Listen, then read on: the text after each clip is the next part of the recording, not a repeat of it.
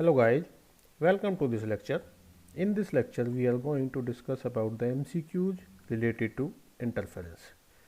And the first question is, constructive interference happens when two waves are out of phase, zero amplitude, in phase, in front. And we know that in constructive interference both the interfering waves are in same phase. So the option C is correct option. Next question is, the essential condition to obtain sustained interference pattern is that the superimposing waves should possess same frequency, coherent, same or nearly same amplitude, and all. And we know that these all are the essential conditions for sustained interference. So the option D is correct option. Next question is, in Newton's ring experiment, shape of the fringes are circular, parabolic, spherical or linear. And we know in Newton's ring the fringes are circular. So the option A is right option. Next question is, in Newton's ring experiment, the central fringe is bright, dark, both, none. And we know in Newton's ring experiment the central fringe is dark. So the option B is correct option. Next question is, in Newton's ring experiment, the spacing between the rings decreases if the order of the ring remains same, increases, decreases, none of these.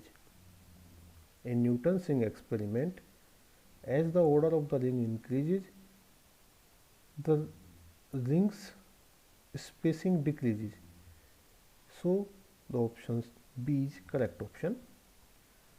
The next question is, choose the correct expression for the diameter of dark fringe in Newton's ring experiment. dn square equal to 4n lambda r, dn square equal to 2 into 2n minus 1 lambda r, and dn square equal to n lambda r, and option D is none. And we know that for dark fringe dn square equal to 4n lambda r. So option A is the right option. Next question is, choose the correct expression for the diameter of bright rings in Newton's ring experiment.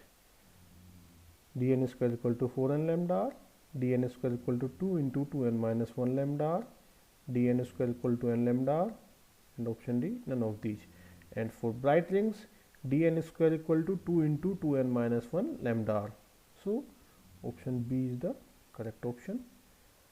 Next question is, in Fresnel biprism experiment, if the wavelength is double, then what will be the fringe width? 4 times of wavelength, double, half, or none of these? The correct option is double. Why? We know that beta equal to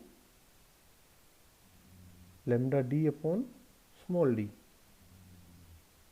So if lambda increase, beta will increase, means beta is directly proportional to lambda.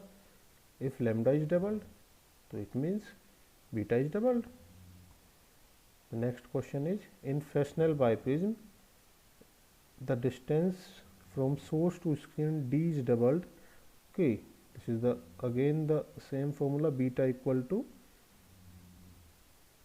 lambda d upon small d. So beta is directly proportional to lambda, and beta is also directly proportional to capital D. So if we increase the capital D, the beta will increase. Here d is doubled, so beta will be doubled.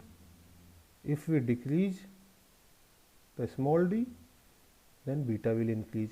Why? Because the beta is inversely proportional to small d.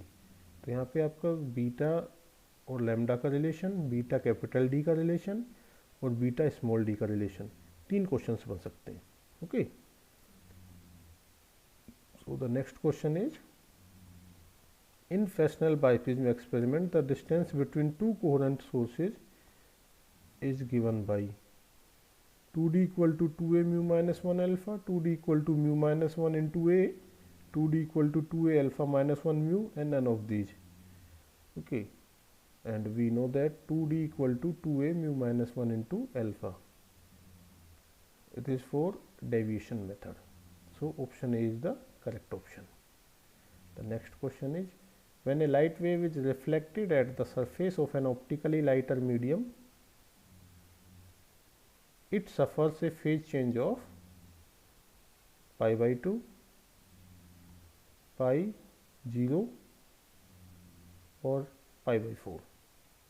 And we know that according to the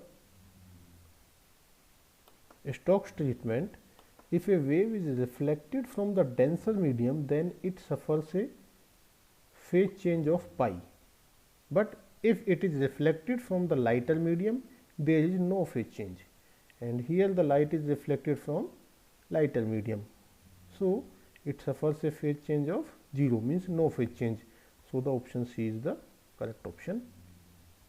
And the next is, in Newton's ring experiment, if the radius of 10th dark ring is 0.02 centimeter and the radius of the curvature on the plano-convex lens is 100 centimeter, it means small r is given and capital R is given. Calculate the thickness of air film.